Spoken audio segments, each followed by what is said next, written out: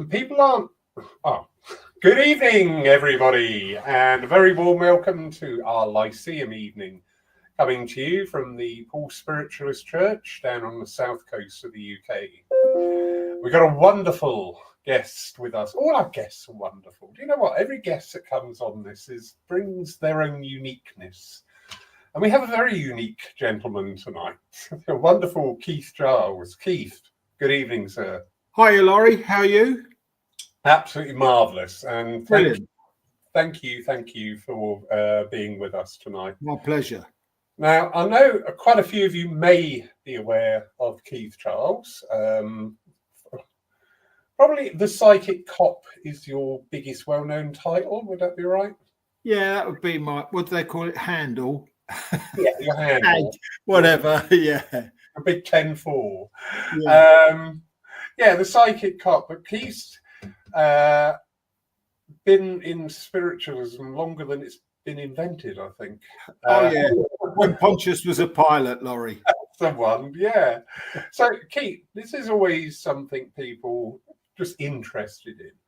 Are you one of these people that, from a child you were seeing spirits, or is this something that evolved through your career or personal life journey?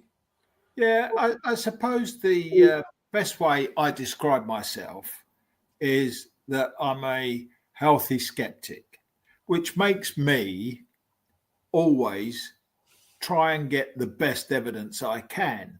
Now, to go back to my upbringing, nobody in my family were any remotely way attached to church, as in spiritualist church, and I probably could say the first real experience that I had was I was about 5 or 6, I guess. I can't remember exactly.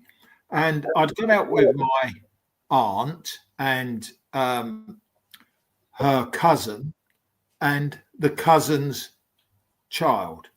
And we went to a swimming pool down in Brighton. There used to be a place called Black Rock. It's coming back, but we went down to there for my memory. We're going back there.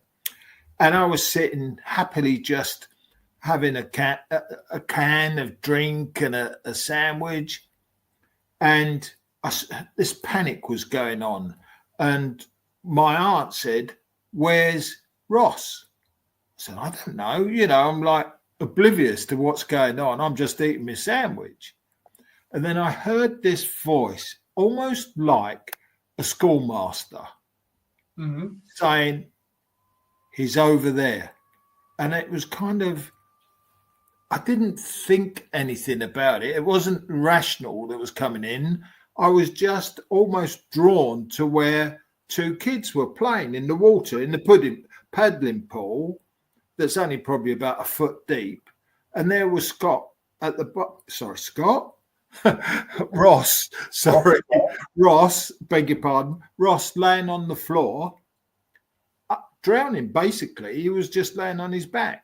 So I picked him up, his mum came over, grabbed him, patted his back, and that went off. Now, that didn't mean much to me because I was very young. But later in life, we're missing my childhood, but the first real loss I suffered was my grandfather, who was called Charles, and hence I'm Keith Giles. That's my middle name. So I was working as a cop and I was engaged to my first wife called Maureen, and she was working at St. George's Hospital. I'd been to work all day from early in the morning, and I went to the nurse's flat that she was sharing, and there was only me there because all the girls were working, and this was about 5:30. And when you're in that, there was nowhere else to be except the bed in her flat. So I sat on the bed, sort of half a kip, because I've been up since 5. And this voice said, "Look at the door." The same voice that I'd had with Ross experience. And I looked at the door and my dead grandfather was stood there. Now, he was stood there with his cap, his jacket. It was just so spooky, for somebody who wasn't really involved in that. And I got the willies, I was kind of, oh, blimey. And I went over to where Maureen was working, which happened to be A&E department. So I walked in there and she said, what are you doing here? I said, I'll tell you later.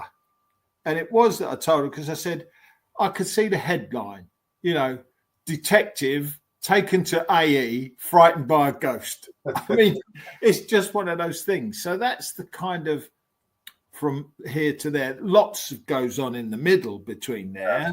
But that's kind of where I started. I started then throughout my career having little things. Funny enough, my book, my autobiography I've just written, is called I Just Knew. And it's adapt because I just knew things. I couldn't tell you how, why, but I just knew things. But I didn't know it was spirit connection. I just knew things.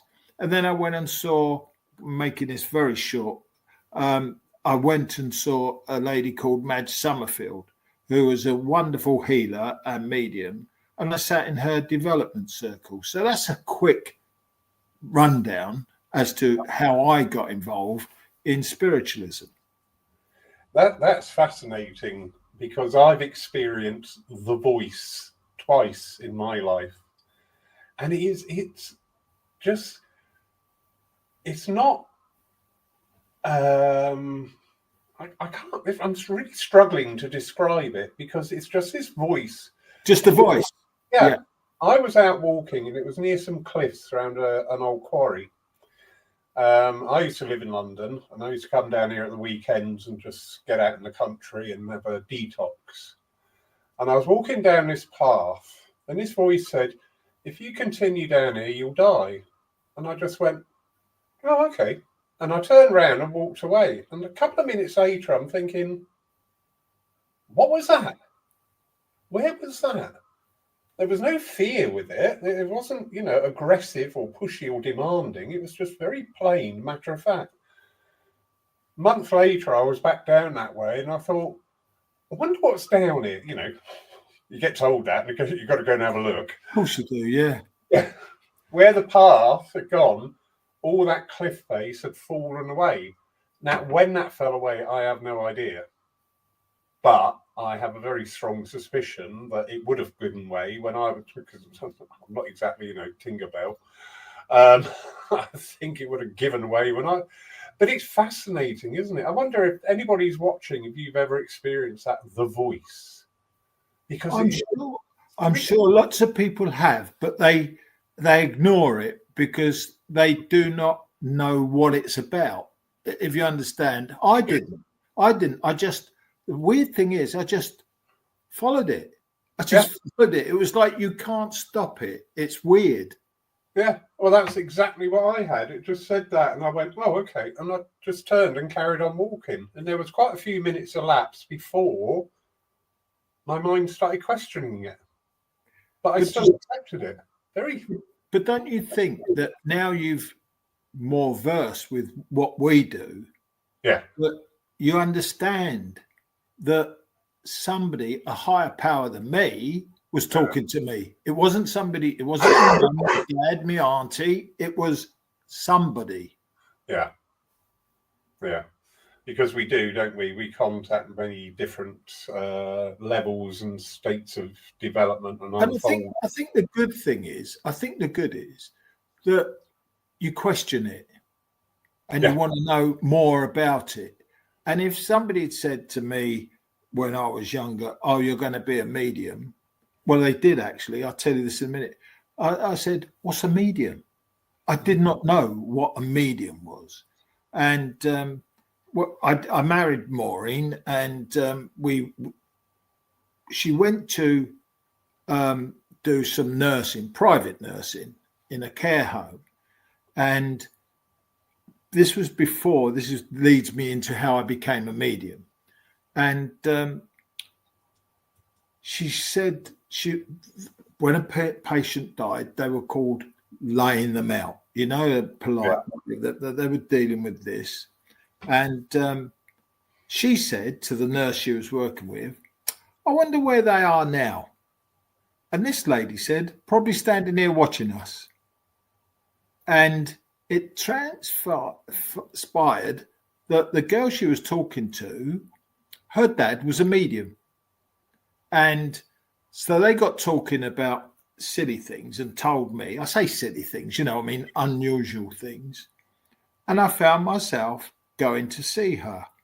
And I knocked at the door, and she said to me, "Keith, go away, come back in a week's time, but I want you to draw a picture of my mum." I said, "I can't draw." She said, "I don't mind. Draw me a picture of your mum." So I was working on the Met Police Fraud Squad at that time. So I would sit down and try and draw a picture of her mum. No matter how poor it was, I was just trying to. But every time I tried to draw the left side of her face, I rubbed it out. I was using a pen. I'd scribble it out. I used a pencil. I'd rub it out. So I took it to her like, "Well, this is the best I can do, but I can't draw the left-hand side of her face." She said, "That's perfect, Keith." I said, "It's not perfect." Okay. She said, "No, to me, it's perfect. My mum had Bell's palsy, and she would not let anybody take a picture of her left-hand side of her face. They wouldn't let her take a draw of it." And I said, "Oh, right." That to me still didn't mean, I was not educated in it, if you understand me. And I think lots of people miss out the opportunity we have because there isn't anybody to answer those questions. And I know you're one of the, I say athletic churches. In other words, you're always doing something. You're running here, getting things doing. And you allow people to come in to have your question and answer session. It doesn't matter. There's no such thing as a silly question. Exactly. Yeah. So that's where it started. And I went to, again, I'm trying to abbreviate this. I went to watch Percy Webster, his name was. I went to speak to him. I'll carry on the little bit of story. It's all in my book. But I say it's all away. I say it's all in my book. And do you know why I say this? Do you know why I say it? The truth's the truth. And you don't forget these little stories. Exactly. So, and you could say, "Oh, Keith, you told us that 10 years ago." Well, it's the same story. Yeah. So I went to see him and he was doing his dem. And he said, "And then my friend Keith's going to stand up and give a message." And I do apologise to Spirit and the church, but I turned to my wife and I said, "How the bloody hell am I going to do that?" I had no idea what happened. I stood up and I gave some sort of message, I think. I don't know. But all I know is when I sat down, I turned to my wife and said, "I want to do this. I want to do this." So I was hooked then, if that makes sense to you. Yeah, it does. It does. Going back to The Voice, lovely Jan Wallace from France. She says here, she heard the voice. It told me to pull over while I was driving on the M4, and I did. There was virtually no tyre left on my rear and near side wheel. Yeah. Oh, that's fascinating. I'm going to do something with that. But what I love about you, Keith, not your looks, so you're safe. Don't worry. I'm surprised.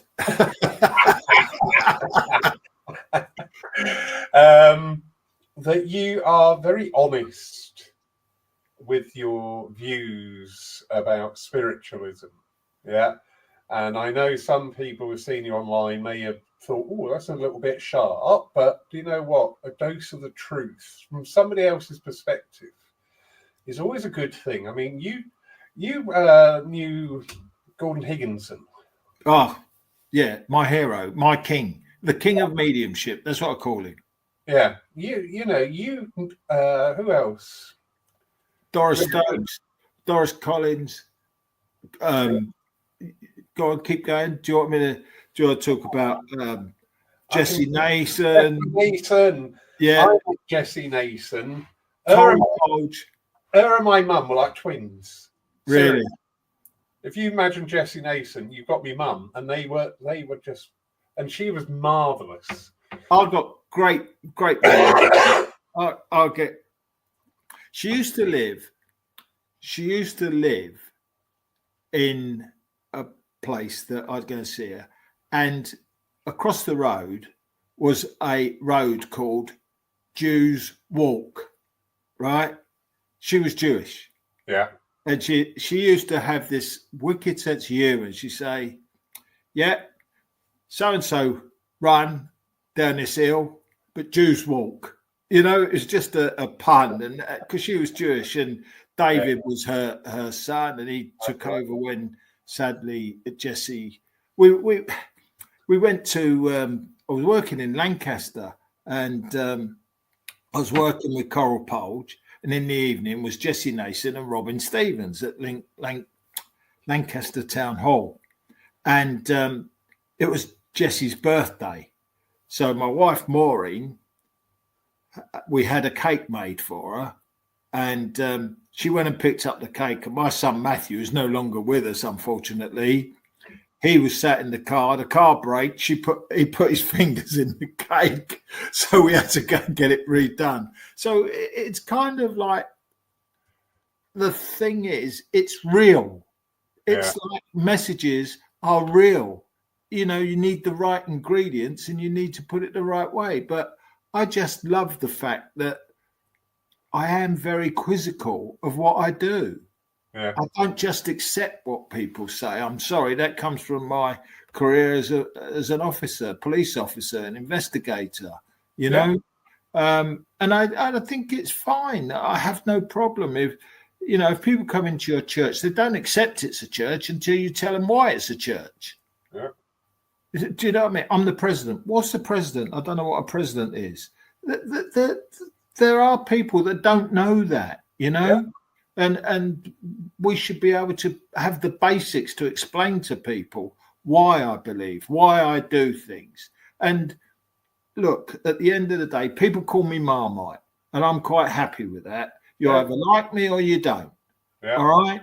And it's like a friend of ours, Craig Morris, I said to him years ago when he started, I said, Craig, one bit of advice. I said, if people are going to stab you, tell them to stab you in your chest because you can see who's coming. Don't stab me in the back. Yeah. And he repeats that, because what are we if we can't be honest? And you cannot live through life. A liar has to have a good memory. Oh, very. and so we've come across that in normal life. I say normal when we talk away from spiritualism. You get somebody saying, yeah, I'll be there Tuesday. I'll come and fix that on Tuesday. Yeah, you're coming Tuesday. Yeah, definitely. They don't come for another 3 weeks. And they don't phone you and they don't tell you. Do you know what I mean? It's little things like that. So I've always learned, you will find that when I was bringing my kids up, I said, I don't care whatever you do, if you get into trouble, just tell me the truth. And if you tell me the truth, I can help you. If you lie to me, I can't help you. That's how I've been. Yeah. No, that's good. Another quick reference here to The Voice. Lovely Belinda. Good morning to you down under in Sydney. That's nice. Belinda was staying near here and she turned up at the church one day. You must get this with people. People will walk up and you'll go, oh, you're interesting. There's just something there. And Belinda was very much of that character and very true. She's a lovely lady. So good morning, Belinda. But going back to the honesty thing, because we do pay a lot of credence to the pioneers, as they're lovingly called, like Gordon, like Jessie Nason, like Glyn Edwards, people like that, because they had such a remarkable ability to convey that communication. Yeah, well, Glyn was lucky. When I say he was lucky, don't get me wrong. I met him when we were both young, right, Glyn and I, but he lived on the doorstep, more or less, of Gordon, and he had the opportunity, and Gordon took him under his wing, which was really great. He did it with me, but from afar, and I just think it's like you run circles and people do things online. There's nothing like doing circles in your church than there is online. It's the personal touch, the human touch that I love. I love. I don't know about you, but I think that's what we all need is hands-on. Hands-on is really good, isn't it? It is. The virtual spiritualism that came in 2020 was needed. Yeah. It kept people in the loop. It kept people connected. If you remember, we did a series together, you and Bill, and there was so much going on, and it was very good. I do get a little bit concerned now at some of the things online which are being taught, which, in my opinion, I would rather not learn that in a virtual environment. I would learn that in the presence of somebody, and especially when you're talking about the more towards the trance states or the altered states of things. I think that benefits by that group energy, but also the ability that you're being watched over very closely, and a good circle leader is able to monitor like the energies, and you're just going to pick up if there's something there that needs tweaking or not. I would agree, because when I'm teaching, and if they're doing meditation, I don't sit in meditating. I sit watching what the students are doing. And anyone who sits in my circle will understand that I pick up little things and they go, oh, yeah, I didn't know that. Or, yeah, nobody told me that. Because you've got to observe everything that you do, what your students are doing. And if you watch mediums, they miss so much information by how they feel, how they touch things, how they do things. And it's like, why do you keep touching your glasses? Yeah. You know, I'm giving you a message. Keep touching my glasses. Yeah. Well, your dad's telling me you've got his glasses. You know, that could be the answer, but people ignore. We ignore lots of things. How often do you find, Laurie, that if people came to find your church, you know where it is, you know how to get where it is. If somebody is not as observant as you, and I'm making this up, everybody, because I can't remember your church. I know where it is, but you know how to get there. That if somebody says, oh yeah, just go down the motorway, turn left and get to the third set of traffic lights and you're there. Yeah. It's like, you would say, for argument's sake, yeah, turn off the M3, get on the A26, go down the free, then you'll go past the Queen pub, and there's more detailed. And that's what mediums, in my view, and I apologise. Well, no, don't apologise. If people are lazy, I know I'm saying, if people are lazy and they don't put that effort into it, the worst thing that I hear from mediums is take it home and you can sort it out. Yeah. Big shopping bag when you're going out the service. Exactly. That's what I used to say. I take 2 Tesco's bags empty with me. So yeah, that's a message for you. You can take it home.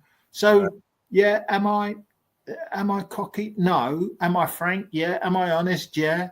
My views might not be yours, but they're views. Everybody's entitled to have views. Yeah. No, it's very true. Going back to what you were saying there about keep touching the glasses, I got a thing. I listen to what people are saying. I know that sounds a bit odd, but if you actually listen to what people are saying, it's amazing how many people. One thing I do with all my circles is I forbid the word I think. Yeah. No, I don't want to hear what you think. I want to hear what the spirit will want to say. So I know. You know, be positive in what you say, because if you stood up there, oh, I think this is this, and I think that's that. That's it's too wishy-washy. Well, I wonder if your listeners would agree with this or disagree with it. I've watched mediums say, I've got my guide telling me, or that they've lost a loved one. Let's just say it's their uncle.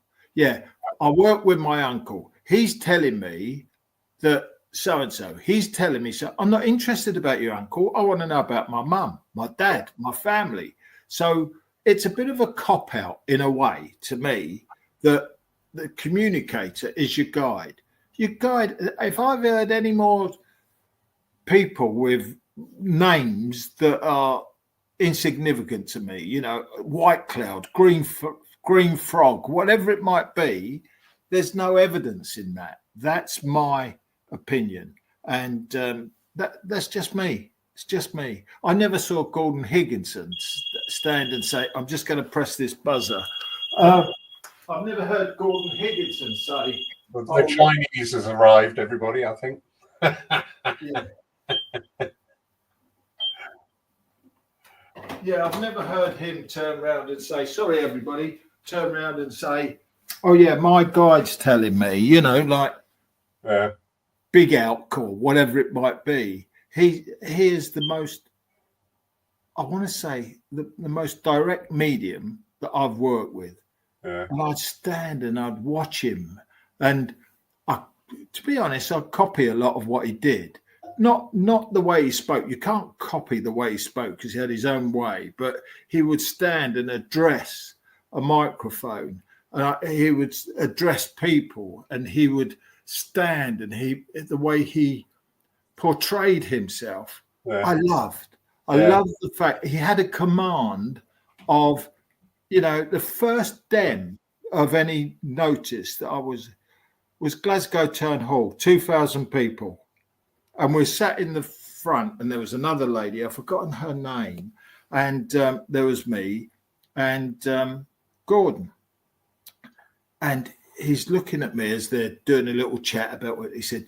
Keith, you should be making your first link now. Oh, yeah, okay, Gordon. Okay, he was like, yeah, he was God to me. I stood up and everything went gold. I thought I was going to pass out. I've never stood in front of 2,000 people as a medium before with no script, nothing else but me and spirit, and the communicator. It doesn't matter if you've got 2,000 or 2. Those fears are always there for me. Oh, yeah, very much. Very much. That's... I just have, this is my theory. When I hear this about, oh my God, it's this transference of responsibility I see people doing. Oh, my guides are telling me that, I'm sorry. Yeah. Be responsible for yourself. You are the medium. Stop deflecting the responsibility to other sources. Take control of your mediumship and work with it. Yeah, I get what you're saying. And the thing is, I don't want mediums to be disillusioned with what we're saying because it sounds like I'm moaning. Yes, I am moaning. That is the truth. But how do you learn to do things the right way if you don't know what the wrong way is? Yeah. Well, if you get into this habit of saying something, oh, it worked that time. I've seen it so many times. Oh, that worked, so I'll do that again. That works, so I'll do that again. And it's like, no, it's just like learning a script. I absolutely love people saying no. Yeah. Because then I go back and say, okay, why did he say no? Have I got this wrong? And there's not a problem in turning around and say, sorry, Laurie, I got that wrong. It's not your dad, it's your grandfather that I got. And the reason I know it's your grandfather, just for argument's sake, because he always wore a red hat and he had always half a moustache. And it used to be a joke in the family that he couldn't even see straight to cut his things. And you go, that's evidence. I'm not saying it's that direct, but if you've got that type of thing, rather, my guide's telling me that, you're going to win you're going to win when Liverpool play Timbuktu, or you're going to do this, you're going to do that. It's all. I love talking about real things that people can work with. Yeah. Yeah, the lovely Belinda, and going back to what people have been telling him, and a medium told her once that her guides were telling him. Yeah. Yeah.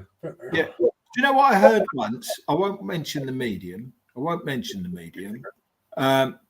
But they said I mentioned Madge, right? And this other, we call it X, the other medium. So X said to Madge, "Oh, that's nice. Your guide has got down and kissed my guide's feet." Now, I wasn't there, but it certainly wouldn't have been the same answer she got. But it was like, where does the arrogance come in about I'm better than you? Yeah. Do you see what I mean?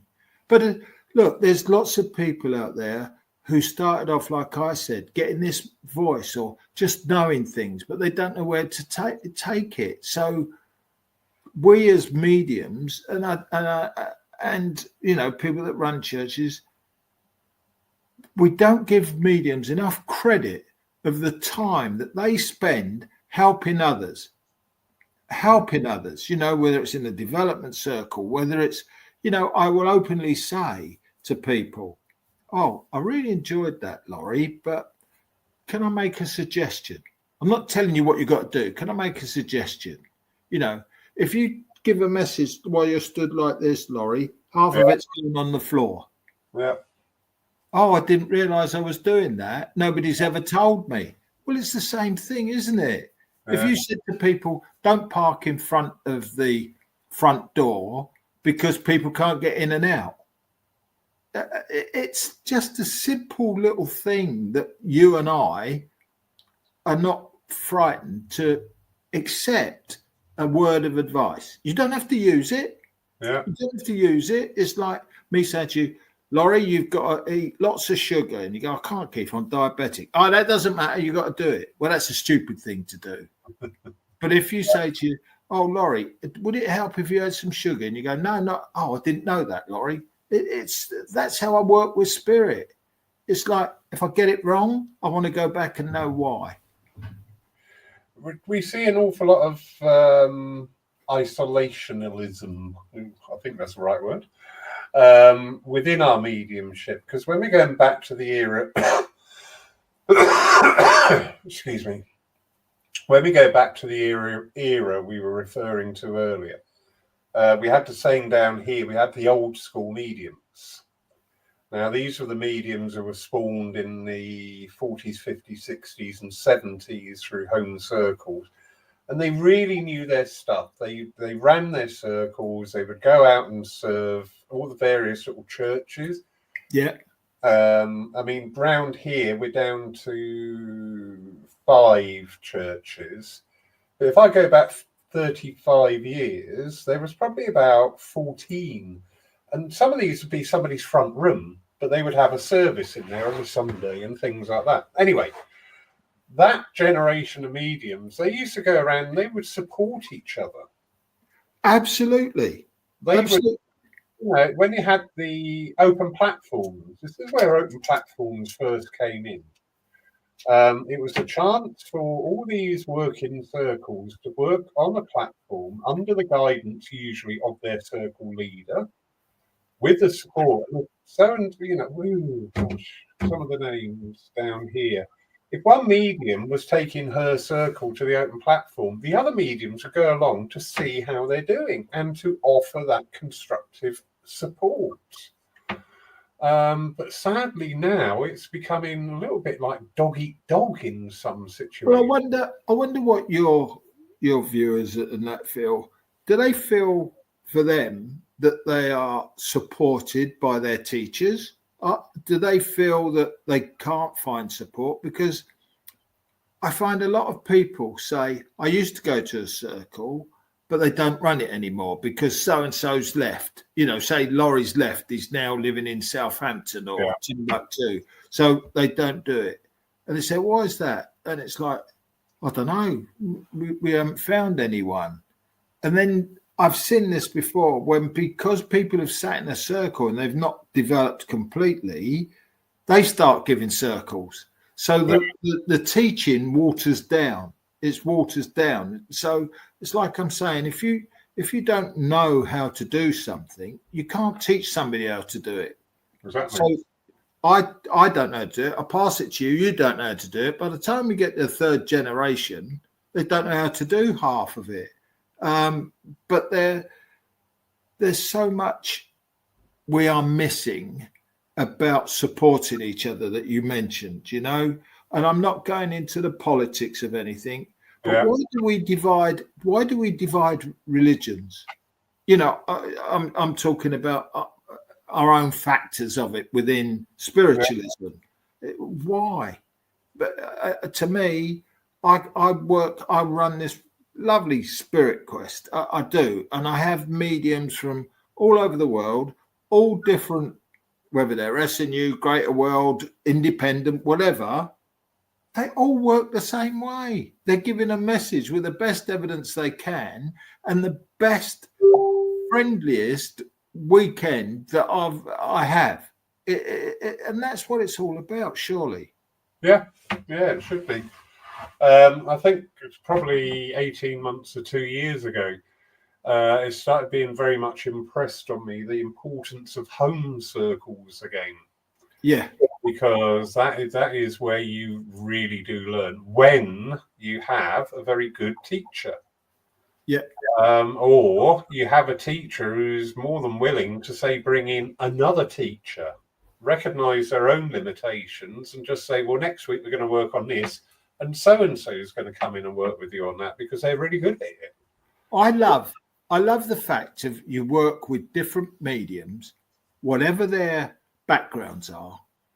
They got one thing in common. They want to communicate to the spirit world and give you the best message. And I say this as well. If you didn't like me, Laurie, right? You don't like Keith Charles, but he's given me a blinding message. It was really good. Yeah. And it's like, spirit, find the right person for the right recipient at the right time. And I don't like the fact that people think, well, I don't like him because spirit have chosen you at that time. You know, my wife taught me a thing, Christy, my second wife, and she said to me when I went to, it's something we've discussed before, that I did a dem in Birmingham in a theatre. We had 19 people, right? And they had ice creams at halfway to go around. We just want to get it done and go home. And she said, how'd you get on? And I said, so and so. And she said, well, they were the lucky ones that were there. Yeah. And I understand what she meant. It wasn't arrogance or just trying to spot. It's like those that were there were meant to be there. And you can have different congregations. You can have from 0 to 100 in your church. It doesn't mean the more numbers that you have makes it a better evening. Correct. You know, that's how it works. And I just think that you and I have a lot in common. We don't always agree, but that's the whole thing, that if you and I don't agree, other mediums that you work with, you don't agree, but you learn from it and you can, this is the thing. I'm not going to talk to them a bit childish. I'm not going to talk to them anymore because I don't agree. You know, that's why I talk to nobody. I'm not going to talk to them, but I will talk about them. Yeah. That's the worst thing, isn't it? Yeah. It's funny not funny, it's sad that Belinda says that I never felt supported by teachers, It's shame, isn't it? Yeah, there we go, see. It's like it took her years to decide I was good enough. That's sad. That's sad for her. And Belinda, I'm glad that you've gone on your way, that you are at the moment, you know, that you're getting there, you know, because not everybody goes to one circle and stick with it for the rest of their life, but you'd learn from everything. I could not sit and watch one medium all the time. Yeah. I'd watch mediums and I learn from mediums. And I nick things from them, you know, like I did. It's like, oh, I like the way they did that. He, she, whoever it was, and that is the beauty. It is, and I sat in 4 circles as part of my development, and it was like natural attrition. I was moved on. I never went chasing, but the opportunities came up, and it was all amicable, and it was a natural evolution through the circles. But you do get people come in and say, "Oh, I want to sit in circle with you." I was going, "Well, why?" "Oh, because I want to be really good." Yeah, well, that's beyond my control. Only you can be really good. I don't quite get where you come, because you haven't got that natural rapport there. You haven't got that feel, because the circle is a living thing. It's a living energy.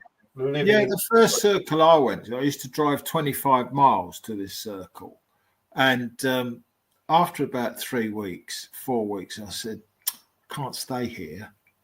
And they said, why is that? I said, basically, it's not a circle. It's not gelling. It's not working. You've got to be harmonized, haven't you? Yeah. Anyway, I left and they told me about 6 weeks later that it broke up. But that's when I went to Madge's circle, and the improvement in me and the awareness in me just seemed to shoot off, and it's like, oh, I'm learning this. And then I said to Madge, and the same thing I've said to Jules, is like, when you're teaching, you're learning at the same time. Very much. So it's a great thing, because, we were talking about Jules's circle just earlier, but I also find that when you're involved in trying to help others, you forget the I. And it becomes us. Yeah. So that's how it works. I see there's a young fella on there called Bill Rich. I don't know if you know him. Isn't that very early?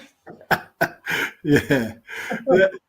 But early for you, Mr. Rich. You're normally not up until about 8 at night. Yeah. Well, he's another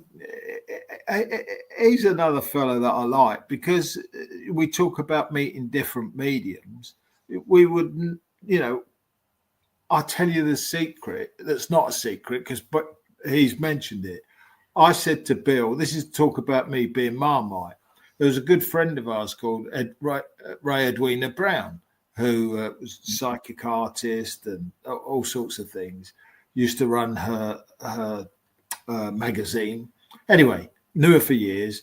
And then I said, I'm doing spirit quests. And she said, I said, do you know any good mediums then? She said, well, try Bill Rich. He's a good medium. I said, right, you're telling me he's good. If you tell me, that's fine. Like if I said to you, if you've got a good medium, I accept. So I went to phone him up, but he didn't answer. His wife answered. And I said, oh, would you ask Bill to ring me? He didn't. So I phoned him the next time. I said, yeah, would you ask Bill to phone me? I said, and by the way, if you don't phone me, I said, that'd be it. I kind of put it in a different way, And he phoned me up, and I think he got in touch with me. He said, do you know what that Keith's like? She said, yeah, you'll get it. That's Keith, And I just think there's discipline. This is the point of this. There's discipline. Yeah. If you discipline yourself, the first thing you got to do as a medium is, when you stand on a platform or give a message, is to be disciplined. Very definite Marmite, he says. Yeah. Yeah. That is true, and that is one of the qualities that we, the circles of our generation. God, we sound old. We were disciplined. I mean, I was sitting in circle when I was working nights on the railways, and I would get in at 6 a.m. on circle day and just think, there's no bloody way I'm going to be at the circle at 2 o'clock this afternoon. Well, 5 to 2, there I am, ready, because you made that commitment, you made that discipline. But you made a good point there. You said 5-2. You didn't say 5 past. Oh no. Oh no. 5-2. You wouldn't get in the circle if it was 30 seconds past 2 o'clock, for example. I've done that here. I lock the doors. I'm sorry, you know what time it is, and it is part of the discipline. But that discipline side, I have, I notice there's so many cancellations now of mediums. I know we've got a lot of sickness going on. I know things happen, but it does seem to be much more commonplace now that people will bin the service for whatever reason. Probably like we were talking just before we went on air. It's too cold, they just drop it, and it's that discipline and You know what? dedication to the other You know world. what I think that is disrespectful. It's Yeah, disrespectful because to me, and this isn't, oh, you're wonderful, Keith, but my wife died on the Friday. On the Saturday, I was doing a charity den because on the days leading up to Christine, we knew she was going to pass at some time, yeah, right? And I won't go into it all now, it's a long story. But I used to say to her, Chrissy, on Saturday, I should be going off to do my charity thing, and I would do that. So it was also nothing to do with disrespectful to Christine. It was like she would have said, yeah, well, you better go and do it then. You get that support because you know people. I've done DEMS having had heart attack and been in hospital and come out, and 3 weeks later, I'm giving a DEM to 300 people in the theatre. It's not saying you're wonderful. Please don't think I'm being arrogant when I say that. It's just the way. It's just the way I've been. It's like my parents taught me: always be early, never be late. And this is what I don't understand. If you know you're going to meet traffic, or you're going to, you allow that extra time. yeah. And it's the same that I can put a parallel to this. When people are going to do a demonstration, do they actually spend time for themselves before they get up there, rather than they get the first no, second no, oh, well, you're not listening, are you? Or you've got it wrong. Well, what about you? You might do it. And that's why in the days gone by, we talk about the pioneers, they did a lot of what I call basic, I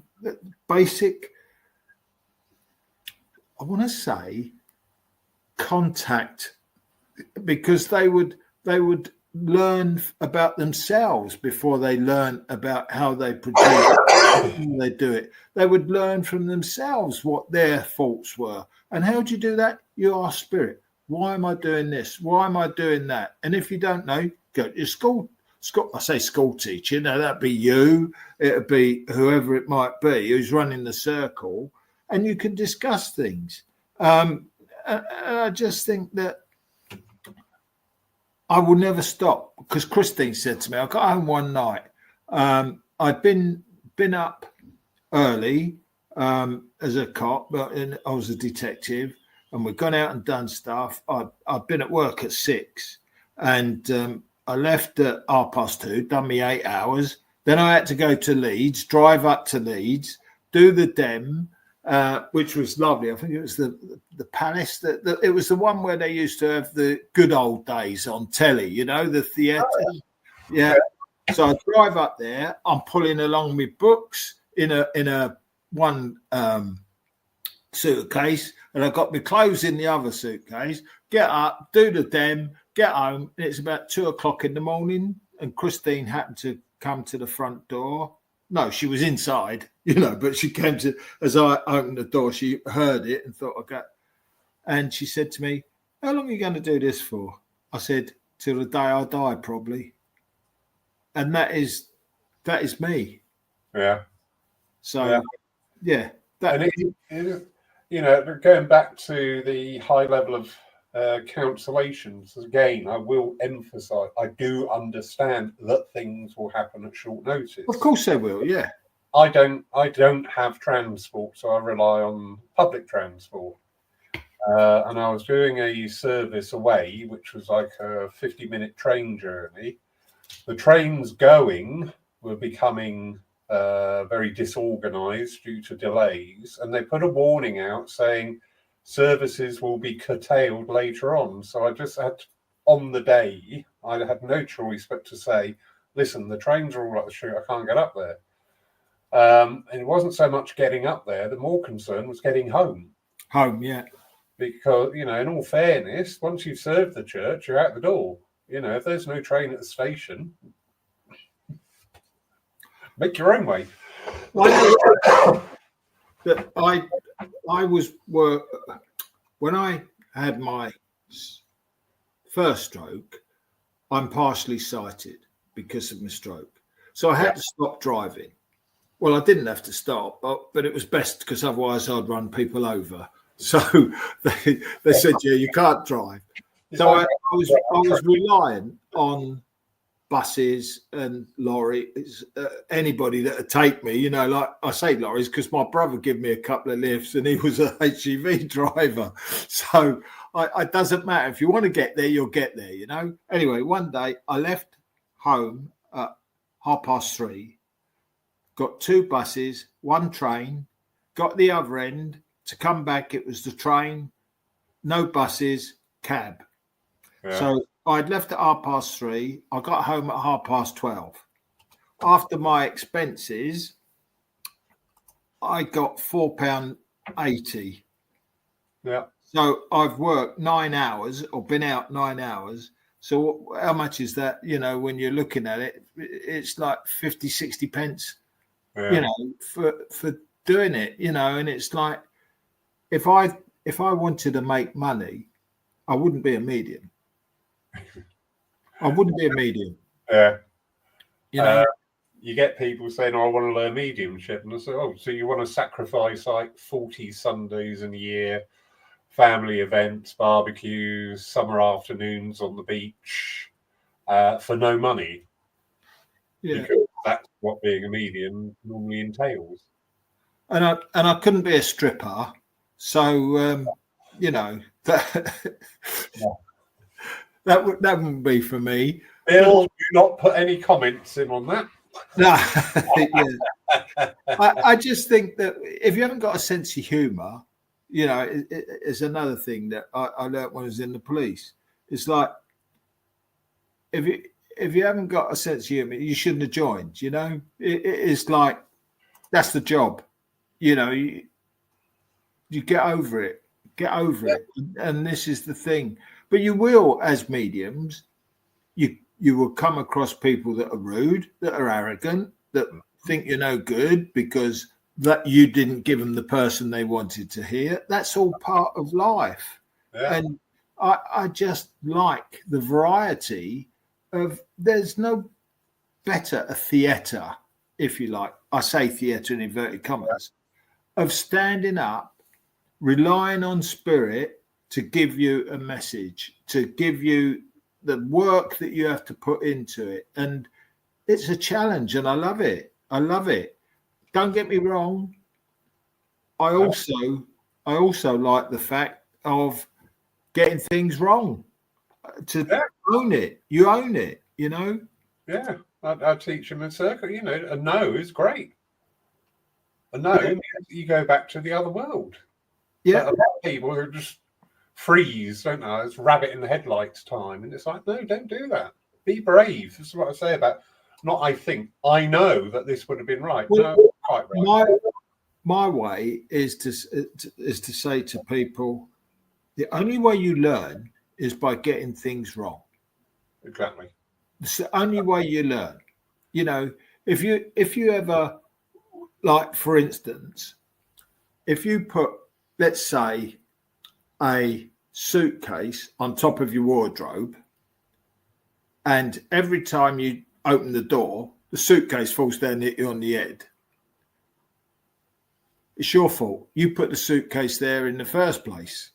So you learn, I should have moved it. It's the same with mediumship. Yeah. If somebody's trying to help you, like Gordon Higginson or somebody who has spent years doing it, then you have to learn. I learn all the time. And people will say, oh, yeah, Keith, but you've been doing it for so many years. Every day that I stand on there, every time I stand in there, it's the first time to me. Yeah. Because the people in there don't know how long I've been doing it. I used a bit of advice you gave me just recently. Because I said, oh God, when I do a dem, I love a divine service because you've got everything in there, you know, and you really get into the throes. And I said, but I always find when I do a dem, the first message is really a struggle. And you said, no, because that's what you're thinking. So I went out, I did a dem, and I went, right, the first message is going to be mind blowing. And it was. I was just like, yes, thank you. But It's all about how you approach things, isn't it?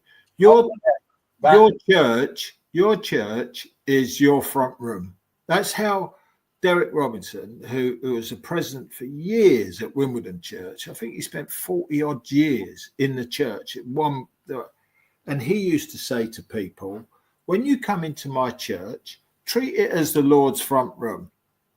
So you don't go in there chewing sweets, or you don't go in there doing something else, you know, show respect. And I don't see that's a bad thing. I don't see it's a bad thing. It's not going to the cinema where, as things people sit there with hot dogs and they don't stop eating, you know. I mean, I don't. As you can see, I'm self-like, I'm slim, athletic, good looking, all those things that people have to deal with. I don't, because I just think I am. See you, you know that, don't you? Oh, can they? Oh, right. But that actually, that is really true, and actually, there's something behind you. Pardon? Oh, it's all right. Sorry, I can't. All I can see is this brown. I thought, what's that? Anyway, moving on. Bye. Yeah. I forgot where I was going now. You said the atmosphere within the churches. Yeah. Now, this is one of my common moments. I walked into a church once and I went, oh, the committee are at each other's throats. And immediately it was, who told you? I said, nobody. It's in your church. You can feel it the minute you walk in it. And you see it again in churches. There'll be niggles going on, you know, and, oh, you know, avoid that person over there. They're not. And I'm like, this is a church. This is a holy place. All right. And that atmosphere demands respect, and also it needs the upkeep of it. I'm a bugger. If I sense there's something going on in here, I will go in and go, okay, what's going on? What do we need to talk about? Let's get this, whatever it is, out in the open, spoken about and put to bed. Because sometimes I go into places and you can feel that underlying current of whatever has been going on. And you've got to try and work in this environment. There's lots of little things that I've learned over my time. And I say this to mediums. Mediums, we're talking about travel. You might get there with the skin on your teeth to get there on time. Always have 5 minutes for yourself, no matter what pressure the church put under you. I was working in Kent, and I was a detective, and I was late, you know, leaving work, and I got there, and it was literally about 3 or 4 minutes to the time. And there's a man stood there and says, come on, come on, come on. And I was just parking the car, and he's shouting at me. So he said, come on, where you been? I said, don't worry, I'm better now, thank you. I was just missed that fatal accident. Yeah, well, you're late. We've got full church here. Come on, you're on now. I said, no, I'll be 10 minutes. And he said, why? I said, I need to go to the bathroom. So you've got time to do that. I learned that from a good old friend of mine who used to be on the stage. It's like, just tell them you got 10 minutes. Then you can compose yourself, you know? And I'm sure they would rather have somebody who stands on that platform who's feeling composed than somebody who's like this when they start, I just got in. Oh, sorry, ladies, spend 10 minutes telling you what a journey I've had. Yeah. You think, I could have had a message in that time, you know? Yeah, true. Going back to your comment about being a stripper, the lovely Belinda says, why not? Well, there you go. Well, the reason is, Belinda, I pay too many people to come and watch me.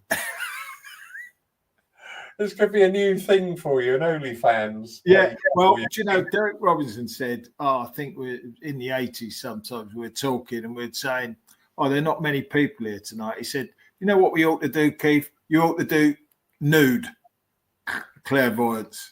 He said, people are coming then. He said, even just to see what you look like. They don't worry about what you're going to say as a message.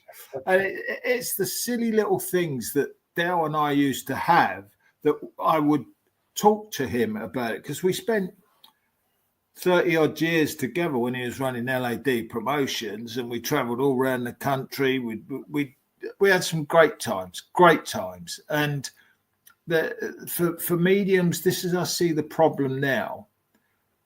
If I want to come to your church, and we're not using you personally, if I want to come to your church, it all comes down to pounds, shillings and pence. And the churches say, and I know yours is not like this, but I'm saying churches will say, we can only afford £3.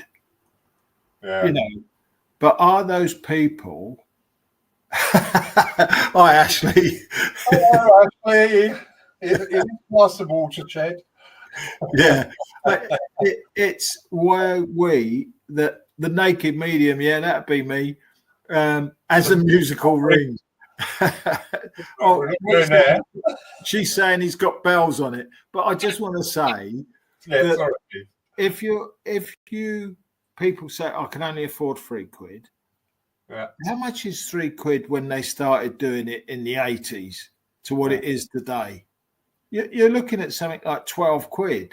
That would be the going rates, you know. I can't afford it. I don't get this. I know there are people that are in difficulties. I understand that. But your church and other churches I know will allow for people that are definitely and honestly like struggling. But then you get other people who say, I can't afford that. And then they finish saying, when's it finished? Because I'll go down the pub and meet my mates and all the rest of it. It's like, you won't pay £5, but you can't afford £3, but you go and have a drink that's going to cost you £5. It's all depends what you want, doesn't it? And this comes down a lot to people's perceptions of churches and centres as well. We've got... I can't even remember his name, so I can't mention him, but there's a medium coming to the local arts centre who does a lot of touring. And I had a quick look at ticket prices, and they're between 24 and 29 quid. Yeah. And already, it's not until another 4 or 5 months, and already half those tickets have been sold. Yeah.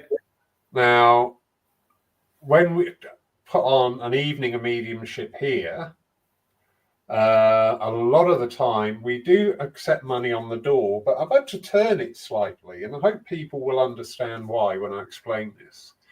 When we say it's £8, £10 on the door, you do get to that point where people, tonight, it is horrible out.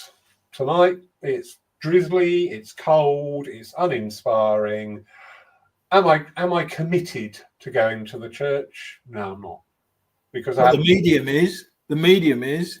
Everybody else is. All these lights are on, the heating's on, everything.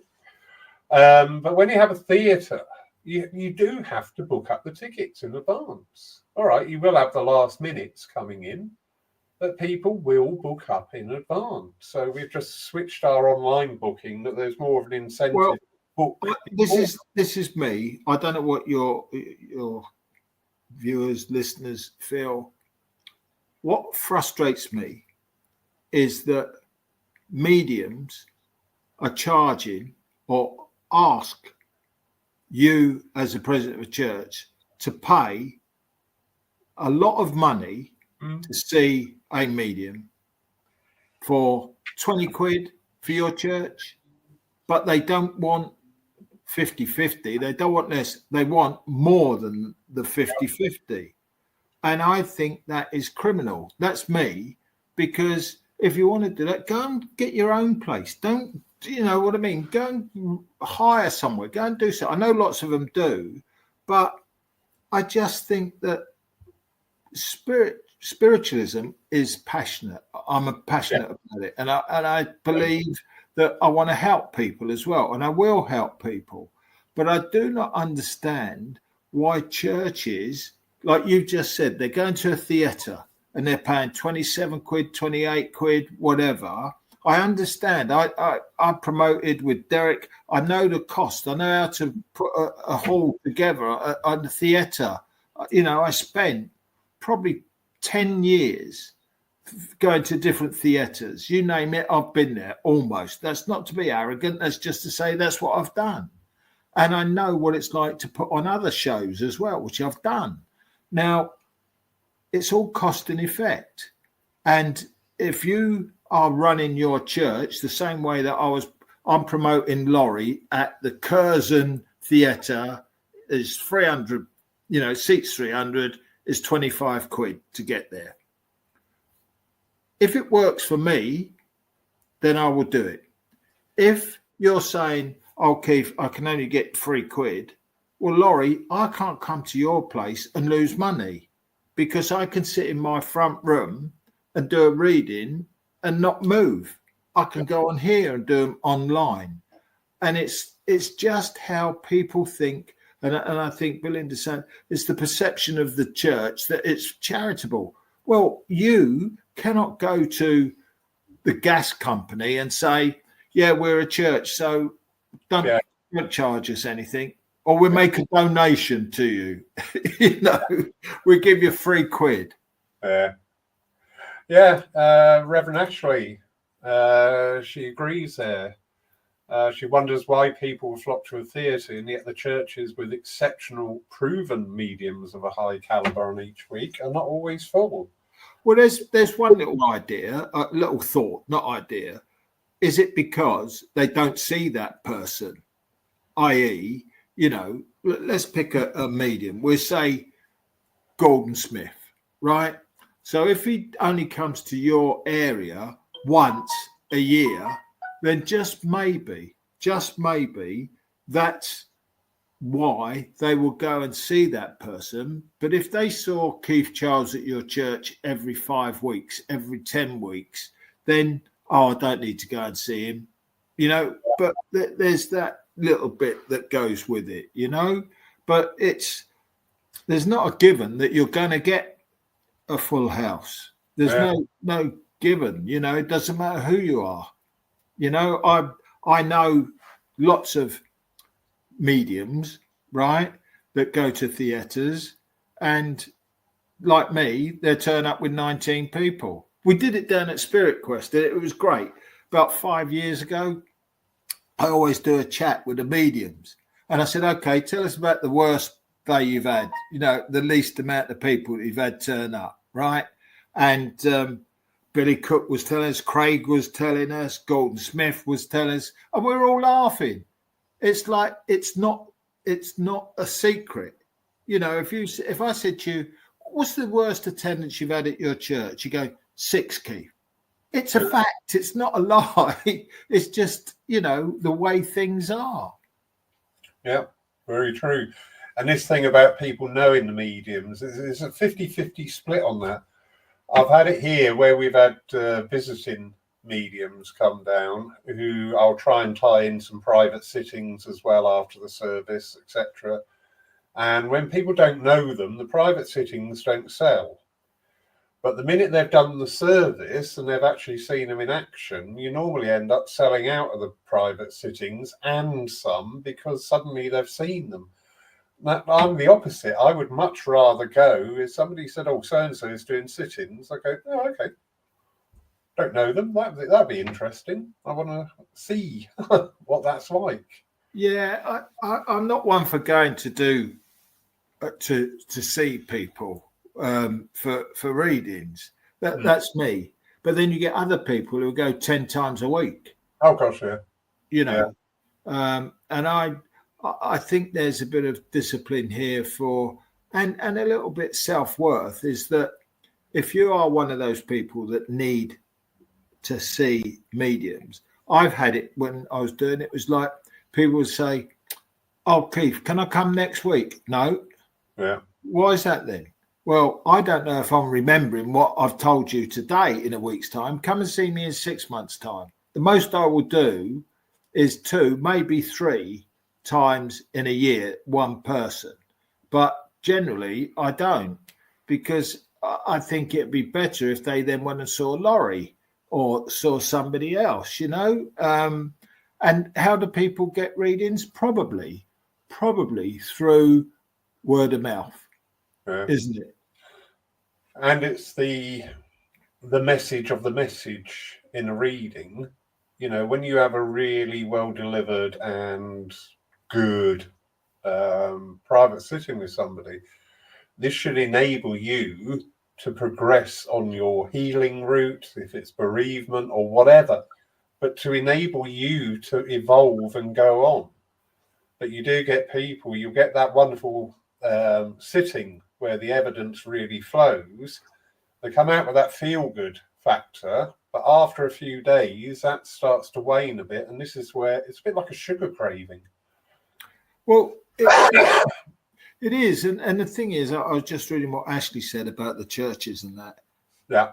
If we call them the normal churches, we're a bit abnormal to everybody else. They do not have the full house. They do not have enough clergymen. They don't. Clergymen believe him because they don't earn any money. They don't, that's the way it works. That's life, isn't it? We don't have enough doctors, we don't have enough lawyers, we don't, whatever it is. But if we do not support our churches, your church, the church down the road, they won't survive. I know when I was I go back to the 80s, that there were churches within a mile, 2 miles of where I lived. Now they're not there. People have given up churches and they're not going there. And is that the blame of the church organizer? Possibly sometimes, because I always feel, this is me, I feel that the heart of the church is the presenter, whoever that be. If it's you presenting it or me or whatever, if you got somebody who can't even be bothered, like I went to a church with Bill Rich, and the president could not even be bothered to get out of their office to come up and say, good evening. Yeah. So that does not inspire me with, this is a friendly church, because the first person you meet is the person who's inviting you. You get there and hello, come in, we like a cup of tea. This is our president, and the president looks at you and gets back to doing what they're doing. It's ignorance to me. Yeah, no, it is bad mannered. And we do see, I see in churches, you have some that are struggling and not being able to progress or evolve what they're doing through lack of knowledge, understanding, ability, support, whatever. There's various factors. And then you have some of the other churches who are fortunate enough to be very financially well endowed, so they don't feel the pain in a way that, if the service comes in, there's 10 quid in the collection and they've had to spend out 30 quid for the medium, 20 quid on the utilities, they're not feeling a pain because they've got this big reserve. In the middle. I mean, we're doing tomorrow I'm doing some of the old time services. So we're going to do a psychometry service here to go back to some of the things we used to do in the movement, because we're seeing people trying to bring in new angles. So it used to be, we'll have 2 mediums. When we have 3, we're going to have 4 mediums working tonight.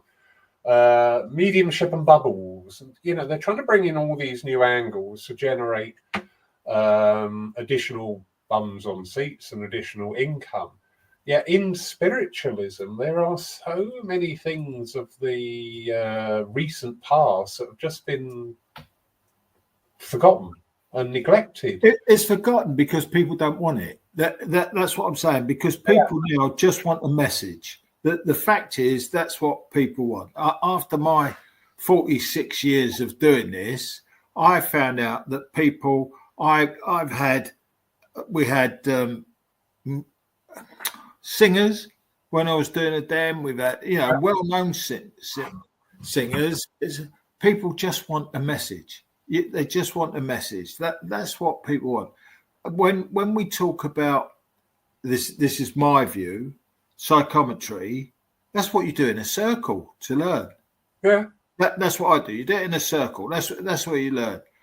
But there's one thing that you cannot tell me when you look at psychometry. It's like you can tell me what you've got. Well, you take that away, you've got spirit. That's what it is. That is spirit that are talking to you. I don't need I'm not having a pop at you. I'm just saying you don't need a prop. And psychometry is a prop. The same way that people would say we use the Ouija board. It's the most boring thing in the world to do. I know Wimbledon's church was set on it, right?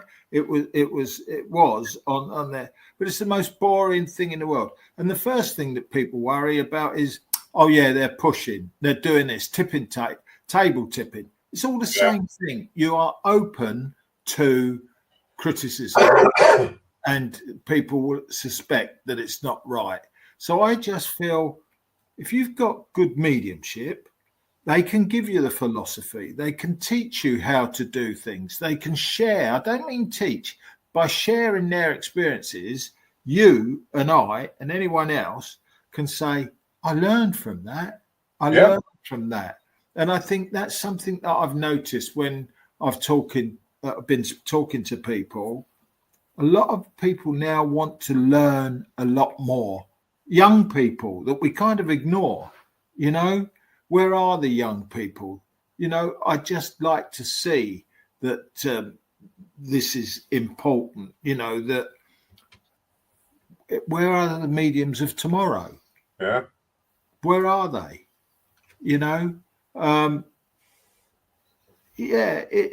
It's and someone called a dem medium.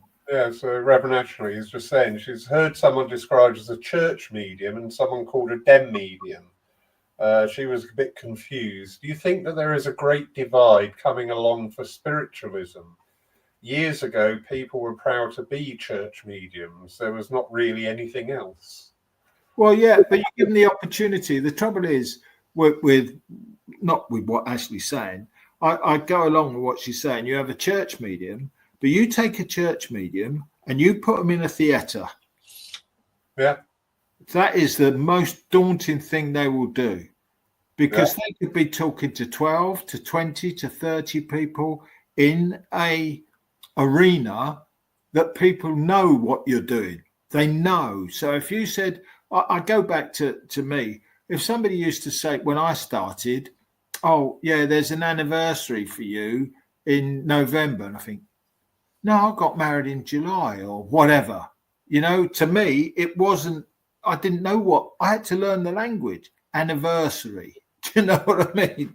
You have to learn it. But if you go to, I put you in front of a dozen coppers and you give them a message, they wouldn't be saying, oh, yeah, I can accept that. They'd sit there and say, yeah, tell me. That's the harder you're pushed, that you'll be surprised how much spirit give you. Spirit will give you what you need.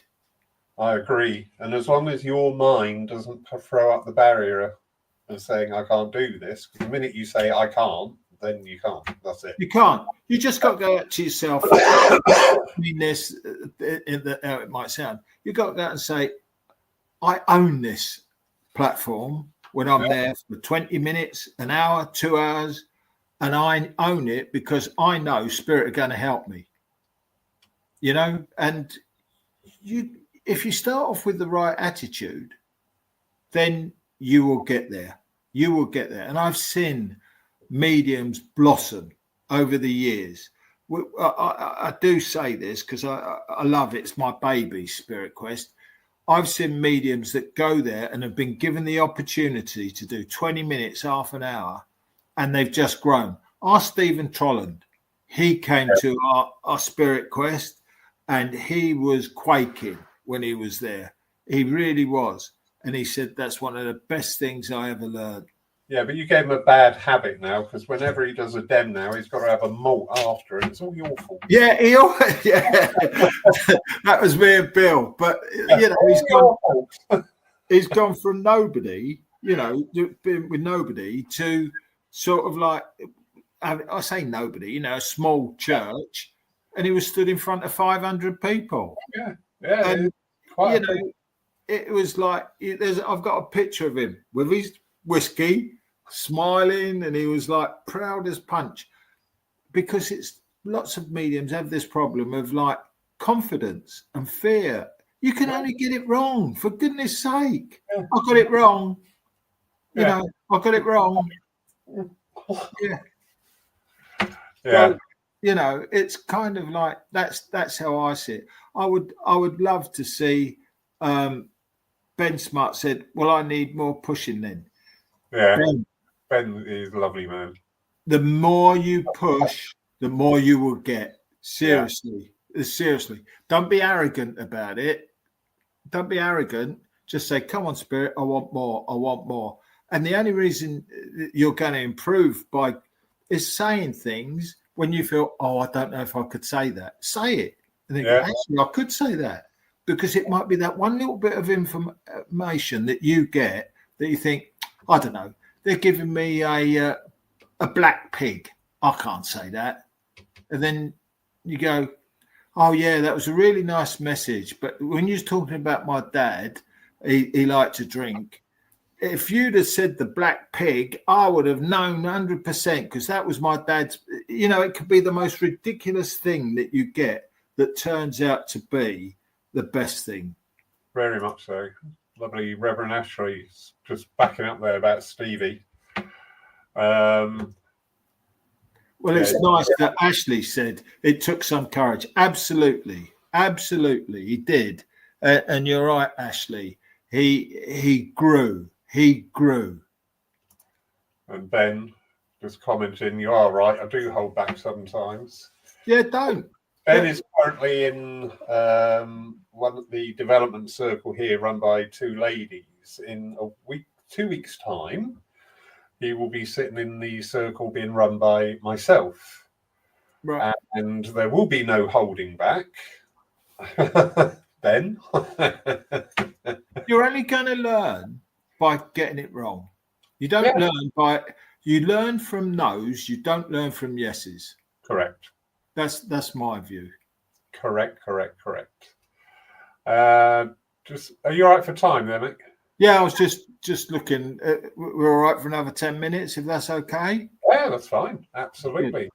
Just pick up on a few of these comments here. Lovely Belinda, going back to an earlier topic. I feel it is bad manners not to acknowledge individual attendees on a Zoom workshop, which you paid £50 for. Happened recently with a very well-known UK medium. Wow. Now, I know. Well, I think I know you're thinking on Zoom. You don't do Zoom, do you, at all? No. And that's absolutely fine. I think, sometimes this is going back to what we were saying about, being in the physical presence.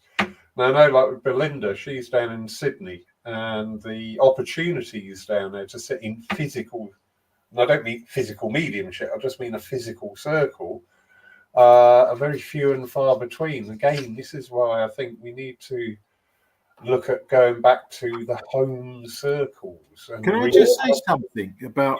Say what you like. It's your evening. About when people do readings, people ask you to pay in advance.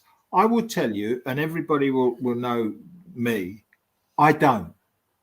I will tell you what my fee is, and I will tell you that if you're happy at the end, you give me the fee. If you're not, don't pay me. Because there's got to be honesty in there between you. And if you, I'm not saying I'm a witch or anything, but if you don't pay for a genuine reason, that's not my fault. That's not my reflection on me. It's a reflection on the sitter. And if they can live with that, that's fine. Because in my eyes, like it or lump it, I think you're a thief.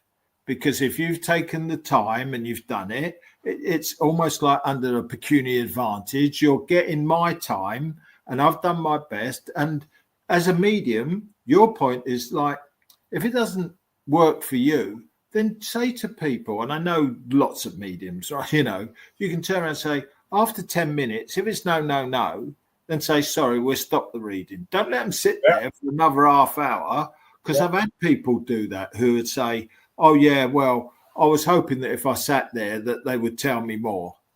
You know, it's down to you. Mediums, you've got to discipline yourselves, like learners, I'm just saying, you know, like people that are developing. Discipline is what we were starting at the beginning, Laurie. You know, you've got to be honest. You've got to have discipline. And the negative side of it, I've seen people say, oh, yeah, I've done 18 readings today. 18 readings. Wonderful. Load of crap. Excuse me. Because you cannot sit down and do 18. If you're doing half an hour reading, that's 9 hours without having a break, without going to the loo, without anything.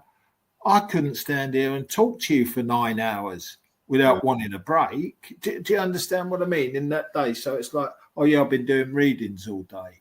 Well, that's fine if you can stagger it and do what you do. But look, we are not machines, and it becomes a little bit commercial when people are saying, oh, yeah, I've got to do readings. I'm a medium. That's what I do. That's my job. Change your job.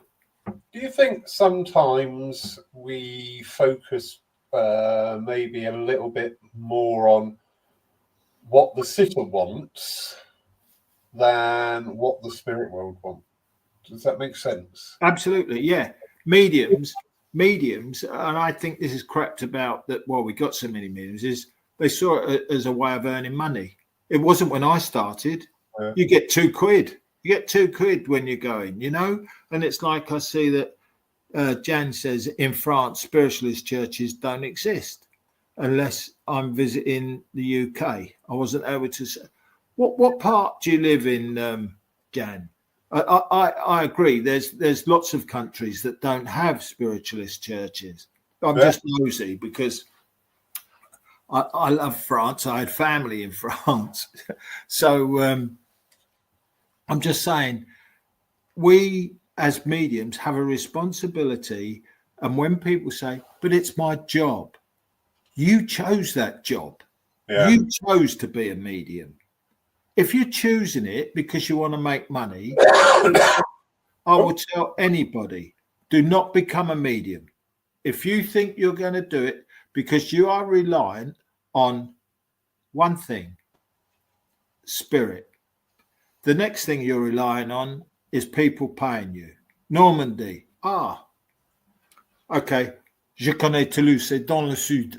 So I'm just saying, I hope she speaks French, but I'm just saying. Would help. It's like what mediums want to do. If they want to become a professional medium, just remember, you are a professional medium.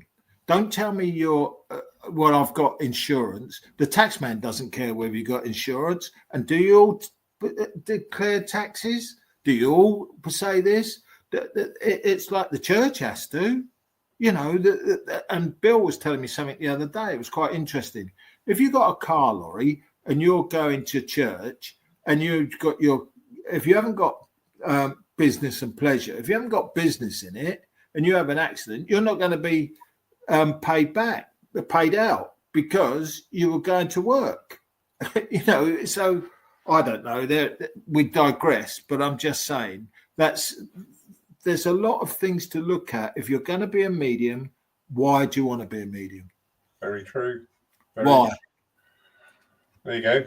There's something. Euro Spirit Quest, here you come. A very good idea that we've mentioned before.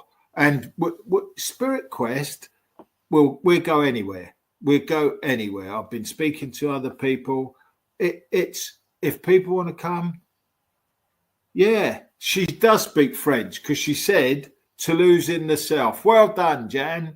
Don't ask me what else to say, but I know that bit. The best thing that you can do as a medium to get on with your life is to see it as not being your life. Yeah. So if everything, I've had it like when Madge, there was a cousin of hers, and the first time I heard it, I didn't understand it. She said, I was talking to them upstairs today, and I said, you live in a bungalow. And it was, I didn't, honestly, I was naive, you know? Yeah. And she said, no, and upstairs were telling me, and I'm thinking, she's cuckoo. Because you know what I mean? It's like you feel like that. So I have a life as a medium. I have a life as a person. I have a life with my family, and I have my life when I'm not. So mediumship to me is my life, but I don't act it every day. I've got to do this. I've got to do that. Yeah. And whatever job it is, it all gets boring at some time. Whatever you do, it will get boring at some time, you know, and then you'll get to a stage when you turn around and you say, I like Roy's comment. He said, good luck making a fortune in mediumship. Yeah. It's to me, it's where you want to be a medium for what you give, not what you get. And I've learned that over the you know, it's in my book, this lovely book that will be out soon for anybody who wants to see it. That's coming out. But I say it's in my book because it's the only way I can document things that people who know me, like me, don't like me, will say, well, at least he was honest. And that's the best way I can be as a person. Yeah. I agree. Somebody said something to me a little while back. And it really... About me? Was it about me? No. Oh, Laurie. Sorry. No, it wasn't about you. But they said, yeah, you're you, Lawrence. We all know what you are like, but you're always consistent. And I thought, oh, that's nice. It is nice. Yeah, it is nice. Like that, definitely. Because I don't like what we don't like. Never mind spiritualism. We don't like two-faced people in life. If you tell people the truth, it's your truth. You know, it's like I don't get up on a platform and tell lies. I'm not that clever. I'm not that clever to tell lies. I can only tell you what spirit are telling me. Because if I got into this position of I keep repetitive with my messages, I would be bored. The people would be bored. And the next thing they say is all his messages are the same. Yeah. Be original. You know, the way you become original is to be you. So if you're stroppy so-and-so, you tell people, yeah, I'm stroppy, but I'm going to do the best I can for you. Are you arrogant? I don't think so. But if I'm confident, you can confuse that with being arrogant. You know, I didn't get that until 46 years, and I'm still learning. I'm still learning. And I love what I do, and I do it with love. And that's the only way I can do it. Yeah, absolutely. And you're here in person on the... I am. Yeah, it's only a couple of weeks, isn't it? Yeah, Monday the 24th. 24th, me and Jules, we'll be with you. It would have been me, Jules and Bill, but as we know that, thanks, Jan, that you're right. Everybody has taken, they wouldn't want to take me anyway, but I'm just saying that I love your church. You know, it's got the right, and it pays really well. $2,000 to go for a dem. That's great. But don't tell anybody, because I think you said you pay all your mediums the same, Laurie. So no, I just love the church because the church is what the heartbeat, and that is by the people that like you that run it and like the people that go there, and walk into a church with optimism, with love. I know you might go into a church feeling down or whatever. Just be you. Yeah. We don't. One thing that mediums do, and I say this to my my students, is medium scan. Medium scan. That's what they do. They scan. So they're looking at it's like, who am I going to? Well, you shouldn't have to ask who I'm going to. Spirit will be telling you you're going, where you're going, or you communicate. It's not finding the person first. It's like, who do you want to talk to? That man over there with the black hair. All right. Hello, sir. If I'm not with you, I'm very much around there, wherever it might be, rather than who am I going to? Who am I going to? It's not a game. We've got to have the presence of confidence. And it's like, hiya, look at me. This is me. This is my helper. Who's that? Well, I'll show you. It's your mum. It's your dad. It's your sister. It's your child. They are real people. They're not just words that people give out. And I get peed off with mediums who will say things that they laugh and think, oh, well, we had a good laugh. Yeah. And then you say, what did they tell you? And they go, well, I don't know, really. When you start to digress what's said afterwards, yes, we can laugh with spirit. We can laugh. I can laugh when my mum died. What happened? She didn't die that, but it's in my book. You'll have to read it. But we laughed because that was love. That was love. I laugh every time my dad's anniversary comes up. Every time I think about and even now, I smile because he was that sort of man that instilled on me love and to be honest. And I sound like I'm just giving my funeral, my funeral address here, but no, it did, and that's where I am today. I'm in a good place. I've lost. Do you know? I realise I'll end you to this, Laurie. I was talking the other day to my brother, and I'm the eldest surviving member of our family. Ooh, you are the freaky, that isn't it? Yeah.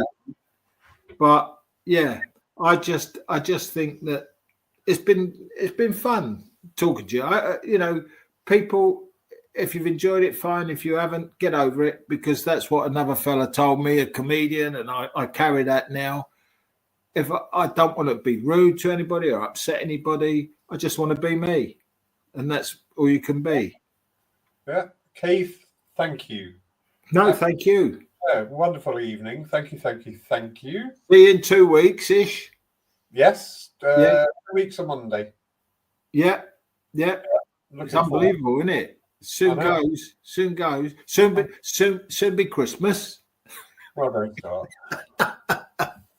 So, thanks, Laurie. I appreciate it. Thanks, everybody, for joining us. It's very nice of you to come and say hello. So, 45 Saturdays for Christmas. 45 Saturdays. Yeah. Okay. So that's 45 Saturdays. Yeah.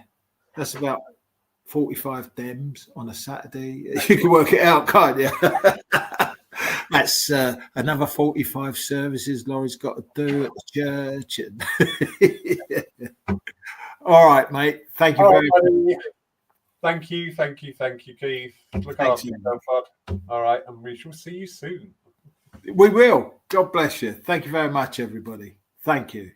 Thank you, everybody, for watching. Remember, if you'd like to watch the service from Paul, you can do that every Sunday morning on our Facebook page or our YouTube channel.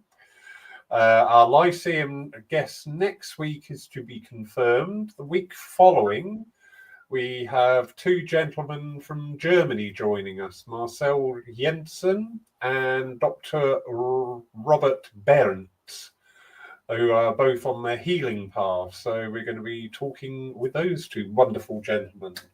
In the meantime, it's good night from me, and it's good night from me, and it's tout à l'heure. Tout à l'heure. Tout à l'heure. See you later. Good night, everybody. Good night, everybody.